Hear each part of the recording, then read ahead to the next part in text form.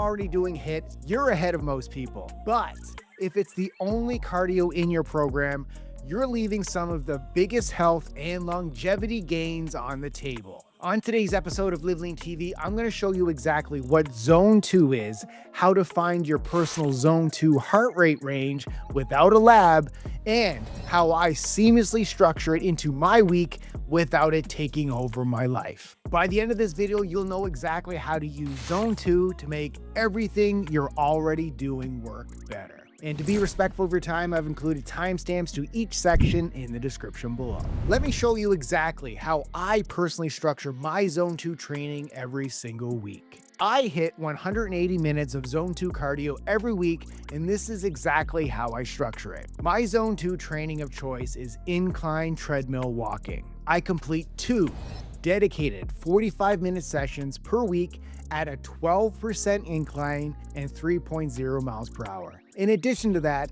I do the same incline treadmill protocol for 11.5 minutes before and after my resistance training sessions 4 times per week. And my heart rate usually stays in the 130 beats per minute range, which means I can hold a full conversation without feeling muscle burn. This is exactly where I want to be for Zone 2 training. But before we go deeper, let's make sure you understand exactly where Zone 2 sits within the 5 cardio training zones. Cardio training is broken into 5 zones. And even though there is no single universally agreed percentage for any zone, here is where the mainstream consensus lands. Zone 1 is 50 to 60% of max heart rate. This equals a slow, easy walk. Zone 2 is 60 to 70% of your max heart rate. This is moderate effort, so you can still hold a conversation, but you can't sing.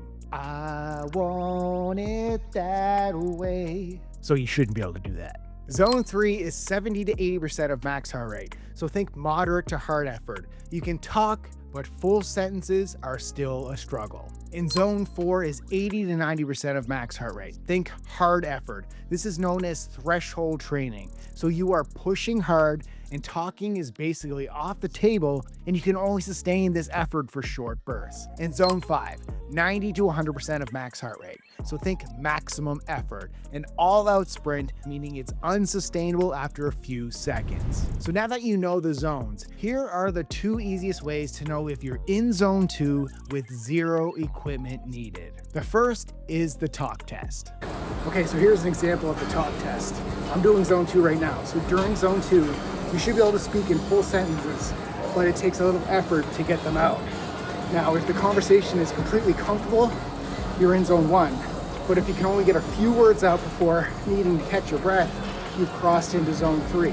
This is the most practical real-time check for most people. The second is rate of perceived exertion, or RPE. So on a scale of 1 to 10, where 1 is sitting on the couch and 10 is an all-out sprint, Zone 2 sits right between 4 and 6. Sustainable, but not effortless. You're working, but you could keep going for a long time. If both of those line up, you're in Zone 2. If you want more precision finding your Zone 2 heart rate range, use a heart rate monitor. So a heart rate monitor puts Zone 2 at roughly 60 to 70% of your true maximum heart rate. And to calculate maximum heart rate, all you need to do is take 220 minus your age. That equals the beats per minute. 60% of that is your low range. 70% of that is your high range. Now you want to be between those 2 zones. And I use my Polar H10 heart rate chest strap synced to my Apple Watch to get my most accurate heart rate. But if you don't have a chest strap, you can just use your Apple Watch since it works well for steady state exercises like incline treadmill walking. All right, quick pause from the Zone 2 content, because if you're watching this thinking, I love this stuff, I just wish I could actually do fitness for a living, I've been there. Before I created Live Lean TV, I was learning everything I could about training, nutrition, and health on the side because I cared about it way more than my actual job. And that's why this video is sponsored by ISSA, the International Sports Sciences Association, which is one of the global leaders in online fitness certifications. And I earned one of my strength and conditioning certifications through them, and I loved how flexible the whole process was. Their certifications are 100% online and self-paced, so you can study anytime, anywhere on your phone, tablet, or computer. ISSA also offers a certified personal training certification where you'll learn program design, nutrition fundamentals, and how to coach clients to real sustainable results. And this is exactly the kind of knowledge that separates someone who just works out from a personal trainer who can actually help others transform their health. And when I left the corporate world in 2010, getting my personal training certification was my first step. And if that's the direction you want to go, the opportunity has never been better. Fitness jobs are in high demand, and ISSA has over 10,000 gym partners, and there are over 73,000 open jobs for trainers right now. You also don't need a 4-year degree to get started, just the certification. And once you're certified, you can join ISSA's Career Connect community, which is designed to help you find jobs in your area. And the best part is they back it up with the #1 job guarantee in the industry with a full money back guarantee. You can check it out at joinissa.com/livelean, and it's also linked in the description. And you can use code LIVELEAN to get $100 off your certified personal training certification. And again, thank you to ISSA for sponsoring today's video. Now, back to Zone 2.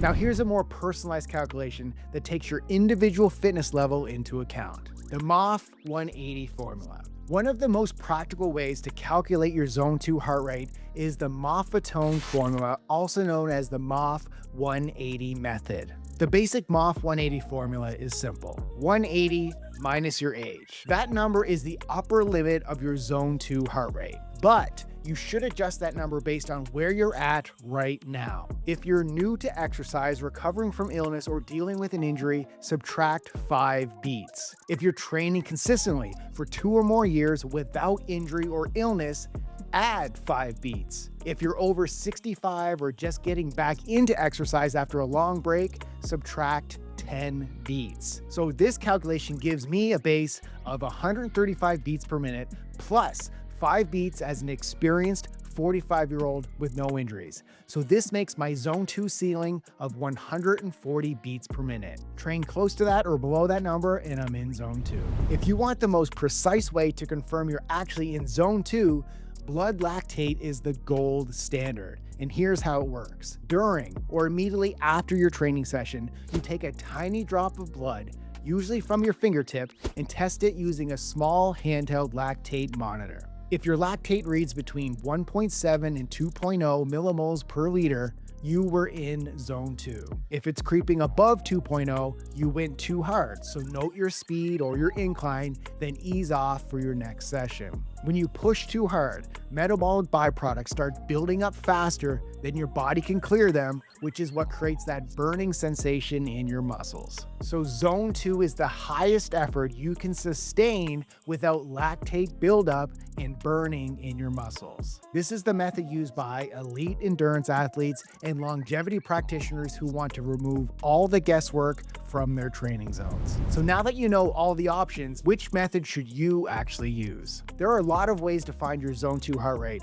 but most people are overcomplicating it. Here's the truth. The 220 minus age formula gives everyone the same generic number regardless of their fitness level, health history, or training experience. So it's like a one-size-fits-all approach in a world where nobody is the same size. The MOF 180 method is better because it personalizes your Zone 2 ceiling based on who you actually are right now, not just how old you are. And while blood lactate testing is the most precise option, the monitor costs between $50 and $200, and the test strips run around $4 each, so that adds up fast. For most people, 2 methods are all you need. The talk test, which costs nothing, and the MOV 180 formula, which takes about 30 seconds to calculate. So start there. You don't need a lab to train smart. How much Zone 2 do you actually need per week? If you're a beginner, 2 30-minute sessions per week will drive real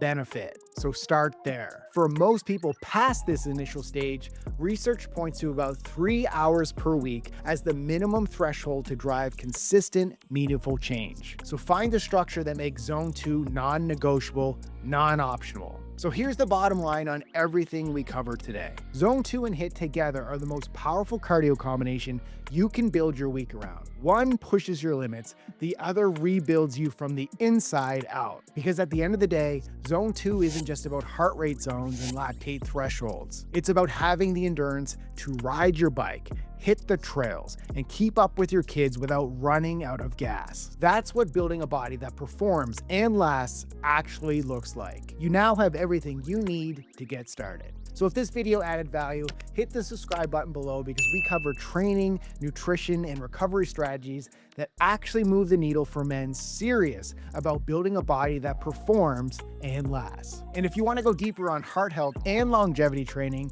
watch this video next. Thanks for watching and keep living lean.